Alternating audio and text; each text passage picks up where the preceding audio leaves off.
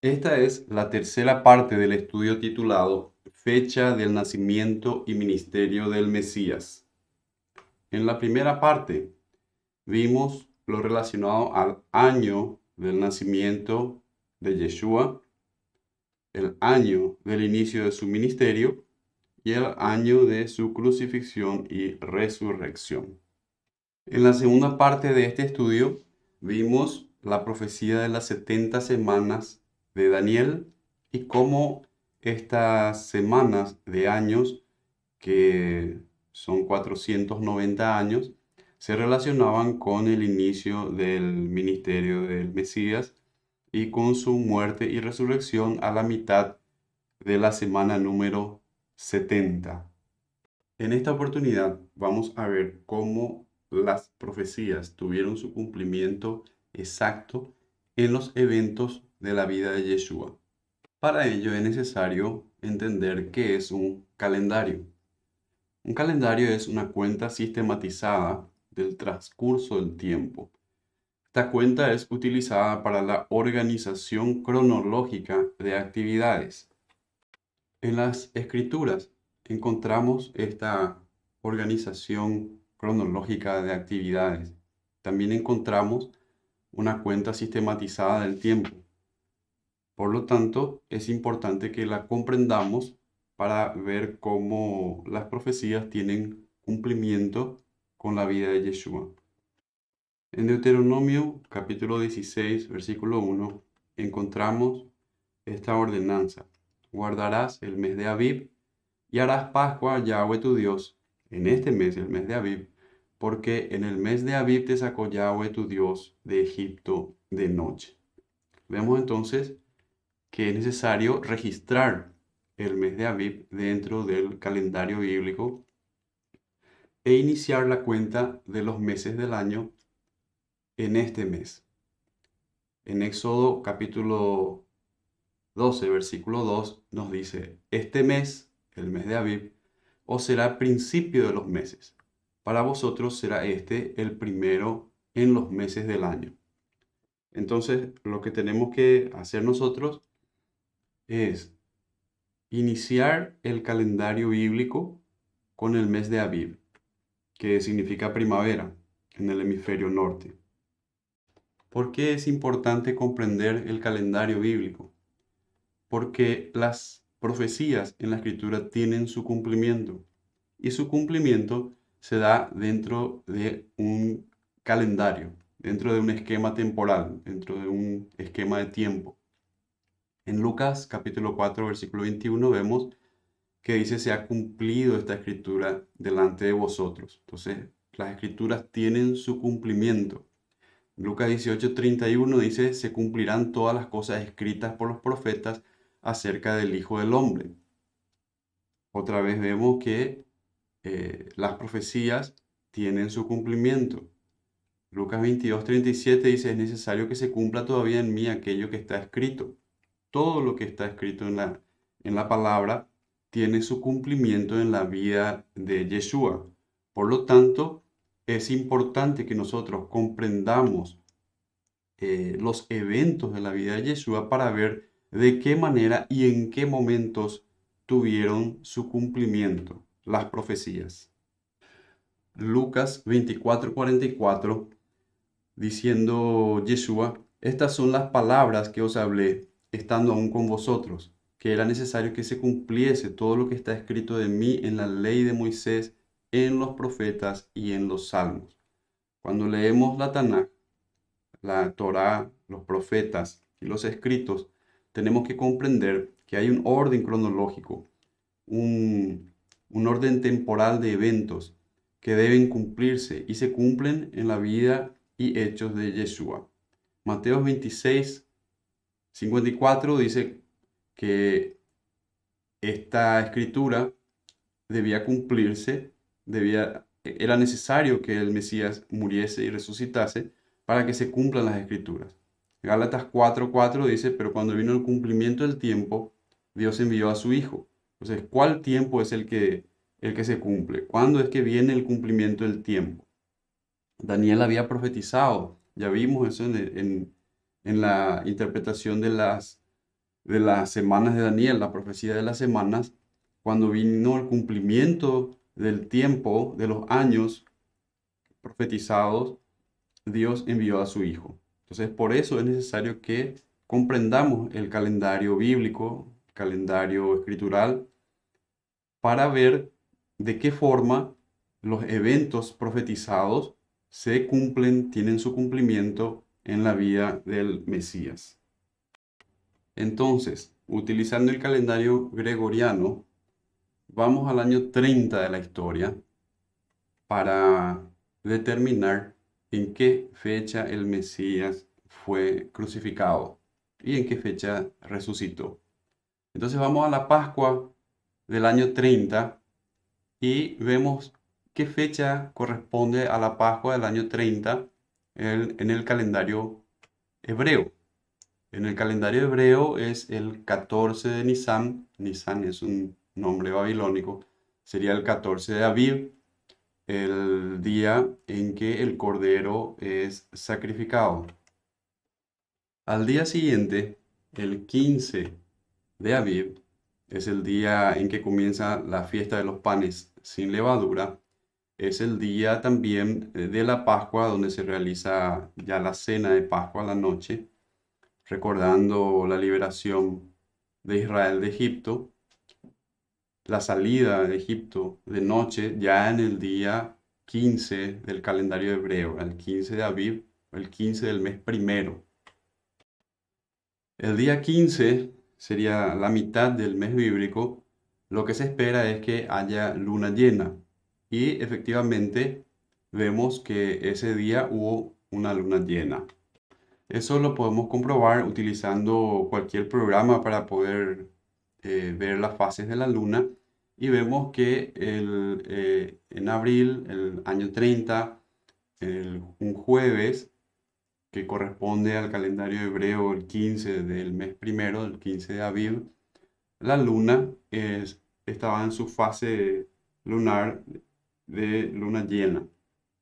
Por lo tanto, eso nos confirma o nos comprueba de que el 14, el día del sacrificio de los corderos, fue un día antes, por lo tanto, ese día fue miércoles.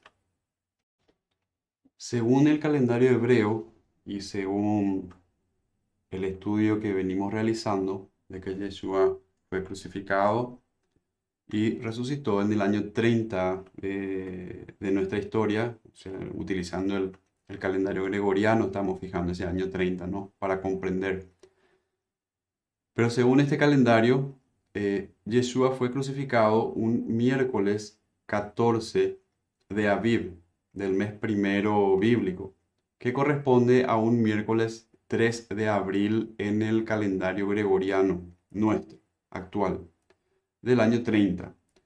Y la primera luna llena fue la del día 15 de Aviv, al día siguiente, un jueves 4 de abril del año 30 después de Cristo.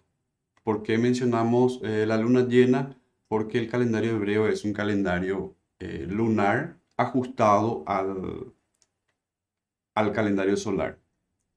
Por lo tanto, es importante siempre mantener esa correlación del inicio de cada mes con la luna vinculado a la luna nueva y la mitad del mes, por lo tanto, estaría vinculado a la luna llena.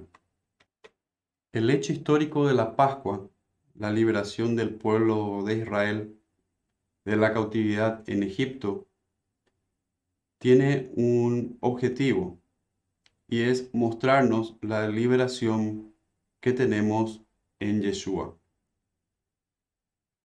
En Egipto se realizó un sacrificio de los corderos el día 14 de Aviv, donde la sangre de estos corderos debía ser utilizada para colocar en los dinteles de las puertas. De esta forma, el destruidor pasaría por alto la casa de los israelitas y no los destruiría, serían librados. Sin embargo, todo aquel que no tuviese la sangre del dintel de la puerta de su casa entonces sufriría la muerte de los primogénitos. Esto es una figura, un símbolo, una imagen de lo que Yeshua representa para nosotros. Entonces, el sacrificio de los corderos representaba el sacrificio de Yeshua. La sangre de los corderos, la sangre derramada de los corderos, que trajo salvación a todo aquel que utilizase esa sangre para identificar su casa, es representación de la sangre derramada de Yeshua por nosotros, que nos libra también del juicio sobre el pecado. Vemos en Éxodo capítulo 12, versículo 6, donde dice que había que guardar a este cordero, a los corderos, hasta el día 14 del mes. Había que elegirlo el día 10 del primer mes, el mes de Abib, y había que guardarlo hasta el día 14 del mes, donde toda la congregación del pueblo de Israel debería inmolar al cordero escogido por cada casa paterna. En 1 Corintios capítulo 5, versículo 7, nos revela el cumplimiento de esa profecía. O sea, esa profecía, si bien es un hecho histórico, también tenía el significado de apuntar a Yeshua. Dice 1 Corintios, limpiaos pues de la vieja levadura para que seáis masa nueva, sin levadura como sois, porque nuestra Pascua, ahí está hablando entonces de la Pascua y el significado de la Pascua. La Pascua es el Mesías, dice, ya fue sacrificada por nosotros. O sea, ¿cuál es el sacrificio de la Pascua? El sacrificio de los corderos. Entonces nos dice que el Mesías es el que fue sacrificado por nosotros, para que nosotros tengamos vida, para que podamos tener liberación del pecado, así como Israel, eh, históricamente hablando, tuvo liberación de la cautividad en Egipto. En este gráfico, entonces, volviendo un poquito atrás, podemos ver cómo el 1 de Aviv comienza con la luna nueva, sería cabeza del año, Rosh Hashanah, la luna nueva de Aviv. Comienza el mes, comienza el primer mes, conforme nos es ordenado guardar la cuenta de los meses, iniciando por este mes. Luego tenemos el día 10 del mes, donde se realiza la selección del cordero para Pascua, que sería sacrificado luego el día 14 a la tarde. Así también, Yeshua entró en Jerusalén el día 10, fue observado durante 4 días y fue sacrificado, al igual que los corderos de Pascua eran sacrificados, el día 14 del mes de Aviv. ¿Sí? Este día 14 se realiza entonces el sacrificio del cordero. El día 15 se debía realizar, a la noche, se debía realizar la cena de Pascua, cena de Pesaj, ¿sí? Ya con los corderos habiendo sido sacrificados. Por esto es que Yeshua prepara a sus discípulos para la cena de Pesaj.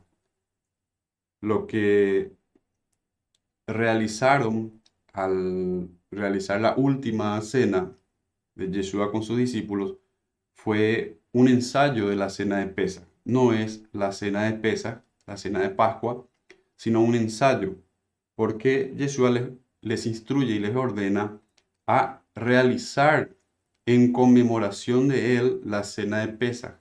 Entonces la cena de Pesaj sería a la noche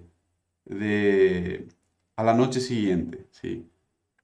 El 15 de abril, ya con los corderos habiendo sido muertos. Por lo tanto, Yeshua, si Yeshua es el cumplimiento de la muerte del cordero, entonces con Yeshua ya habiendo sido sacrificado es que tenemos entonces la cena de Pesaj. Esta cena es donde se recuerda, se rememora la liberación de Egipto. Por lo tanto, también nosotros entendemos ahora la figura o la prefiguración de este evento que apuntaba a la muerte de Yeshua.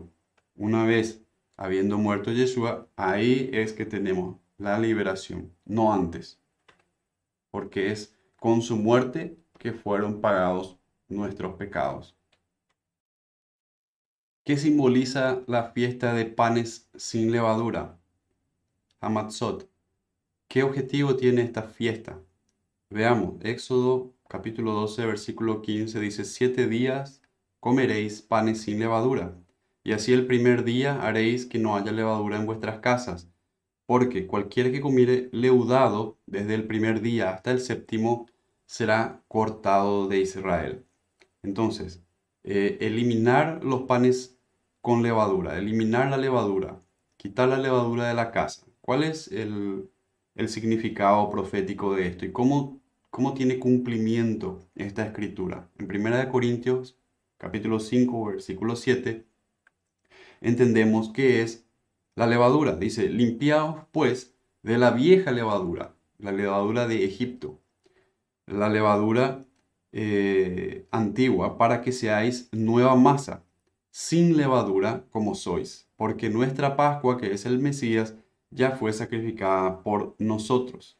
Entonces, los panes sin levadura simbolizan una vida nueva, una masa nueva, una vida nueva, una vida sin levadura. La levadura de Egipto es la doctrina tergiversada, es la mentira, es el pecado, es una vida sin Dios, sin palabra, sin escritura, sin obediencia.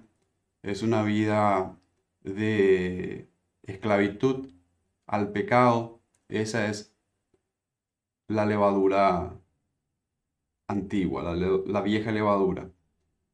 Y lo que recuerda esta fiesta es de que a través del sacrificio de Yeshua, porque Él ya fue sacrificado por nosotros, es que podemos ser limpiados de la levadura vieja y vivir una vida sin pecado, vivir como una nueva masa, eh, como nos indica Primera de Corintios.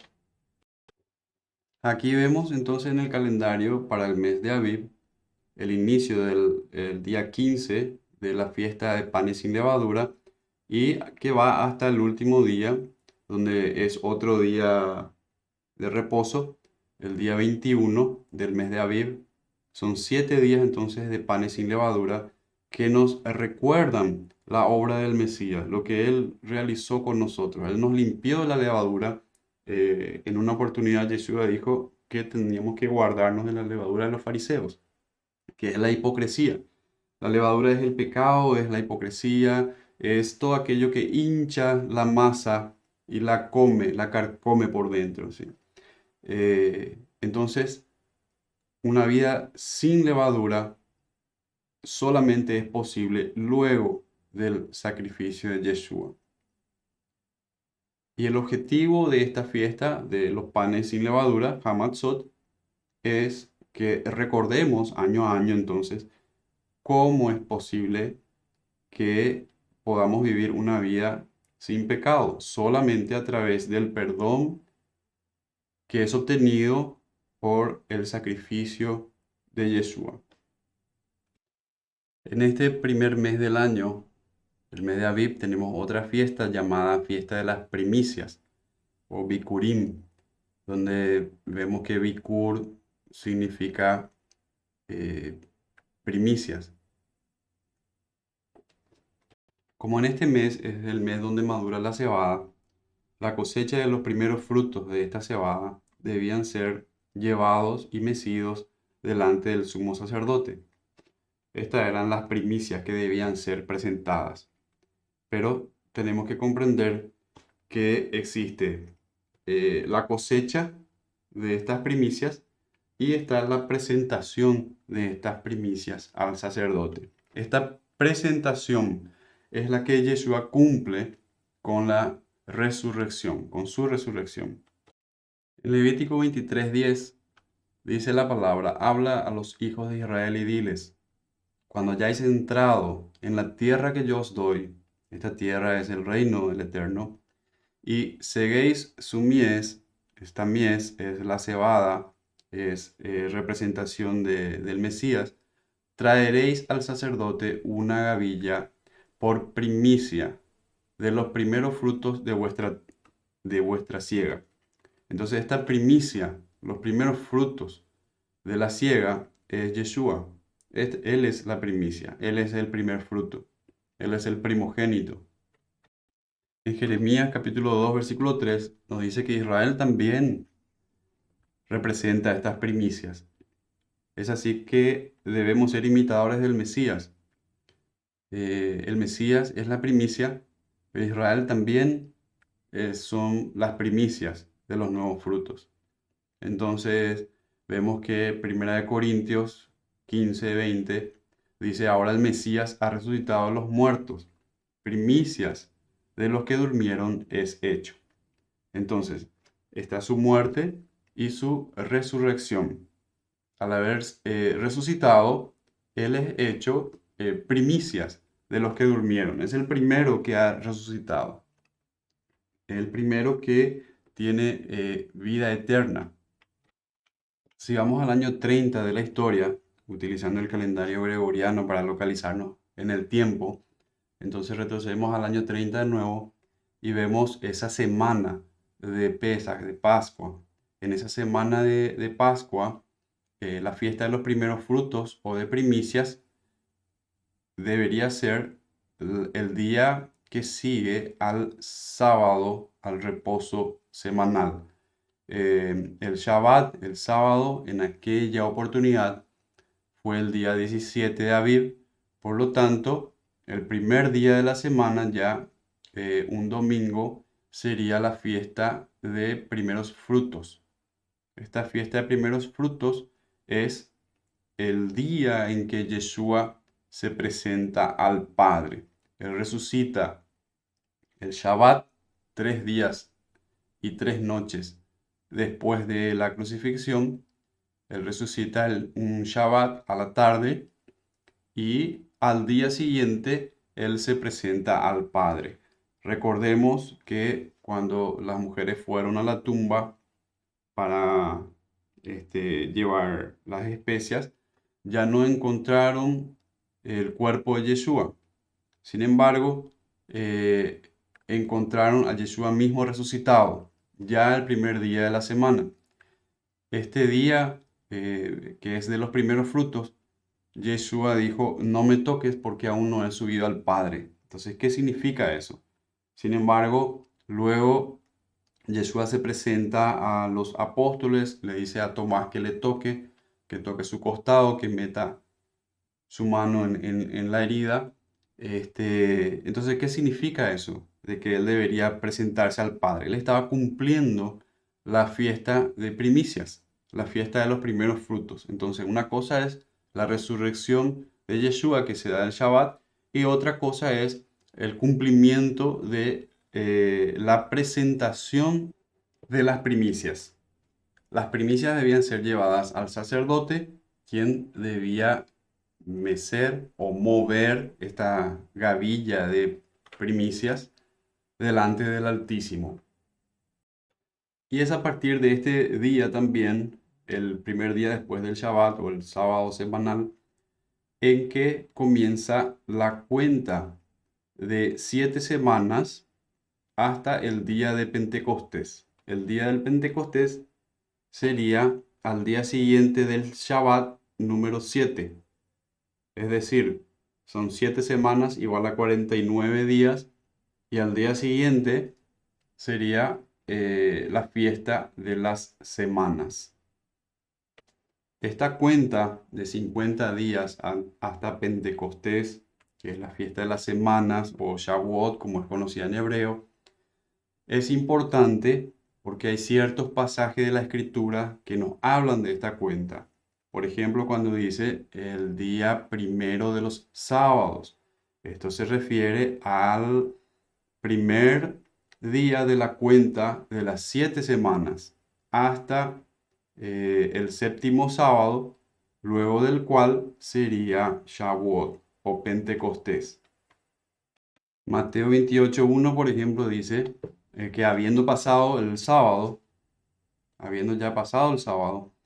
las mujeres vinieron a la tumba el primero de los sábados o el primer día de los sábados. Esto se refiere a la cuenta de los sábados. Por lo tanto, el primer día de los sábados es el día de primeros frutos. El primer día de la semana, el domingo, que vinieron a la tumba. Marcos 16:9 también nos dice, referente a esto, que habiendo Yeshua resucitado, habiendo resucitado en Shabbat, el 17 de Aviv del primer mes, se le apareció a María Magdalena el primer día del sábado. ¿Cómo es que se le aparece el primer día del sábado o de la semana? Porque está en la cuenta de los 50 días hasta Pentecostés, hasta Shavuot. Entonces, dentro de esa cuenta, el primer día de la primera semana de las 7 semanas es cuando él se aparece a María Magdalena. La palabra griega para semana es hebdomás. Hebdomás es como se dice semana en griego. Eso podemos encontrar en la Septuaginta, por ejemplo, en la versión griega del Antiguo Testamento. La palabra griega sabaton es la que encontramos en el Nuevo Testamento y la traducen como sábado o día de reposo en varios pasajes, como cuando Yeshua se presenta en la sinagoga, guardando el sábado. Entonces, esta palabra sabaton podemos encontrarla en Mateo 12, en Marcos, en Lucas, en Juan. En todos estos pasajes, la palabra sabaton es traducida, sabaton en griego, es traducida como el sábado, el día de reposo. Sin embargo, en otros pasajes traducen como primer día de la semana, la misma palabra sabaton. Y esto creemos que es por el desconocimiento de la cuenta de las semanas, que se inicia el día de las primicias y termina con el día 50, que es la fiesta de Shavuot o Pentecostés. Colocando de una manera gráfica los días de la crucifixión, muerte y resurrección de Yeshua, tenemos esta imagen en la cual vemos el cumplimiento de la señal de Jonás. Eso está en Mateo capítulo 12, versículo 40. Y dice, porque como Jonás, así estará el Hijo del Hombre en el corazón de la tierra 3 días y 3 noches. Entonces, como Jonás estuvo en el vientre del pez 3 días y 3 noches, así también Yeshua estaría 3 días y 3 noches muerto. En este otro gráfico también vemos la misma representación como dentro del mes de Aviv, el día 14, se inicia la Pascua con el sacrificio de los corderos. En este día es el día 14 de Aviv, a la noche, recordando siempre que los días comienzan con la noche, fue cuando Yeshua tuvo la última cena con sus discípulos. Luego fue el arresto de Yeshua, lo llevaron ante Pilato y luego fue crucificado.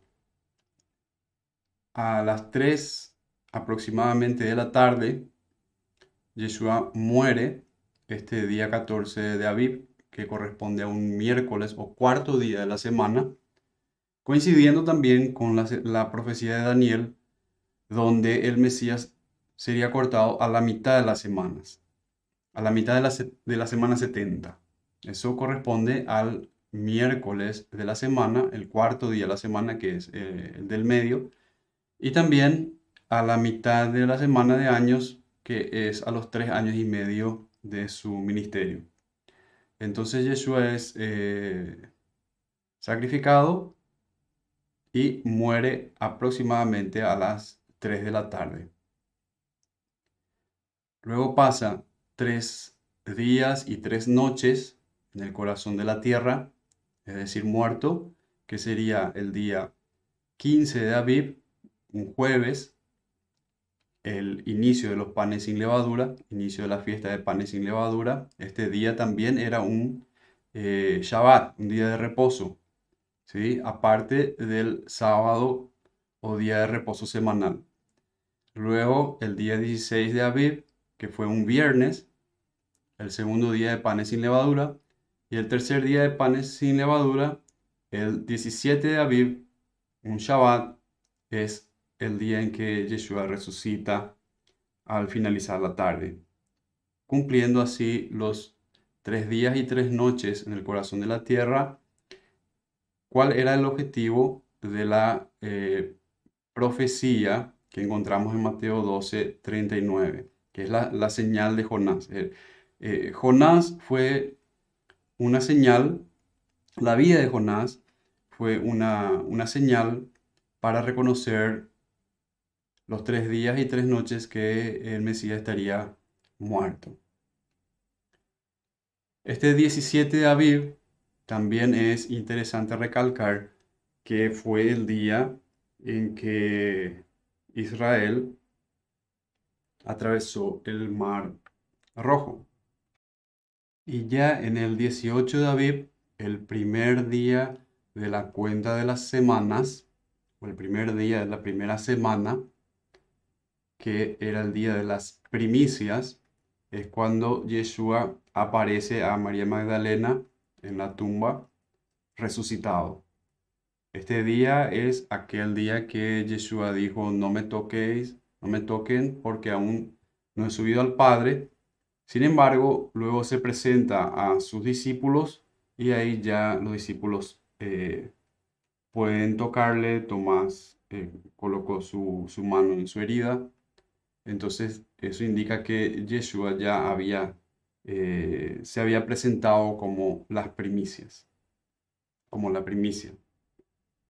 Aquí tenemos otro gráfico de la misma fecha del año 30.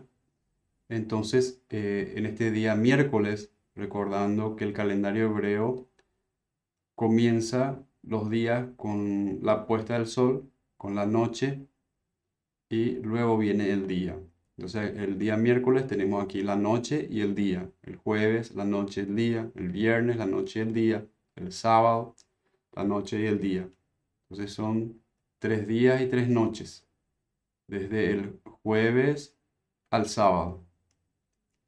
El día miércoles tenemos la última cena al inicio de la noche del miércoles. Luego Jesús es arrestado y llevado ante el sumo sacerdote, también de noche, la noche del miércoles. Durante el día, Yeshua es crucificado a las 9 aproximadamente de la mañana.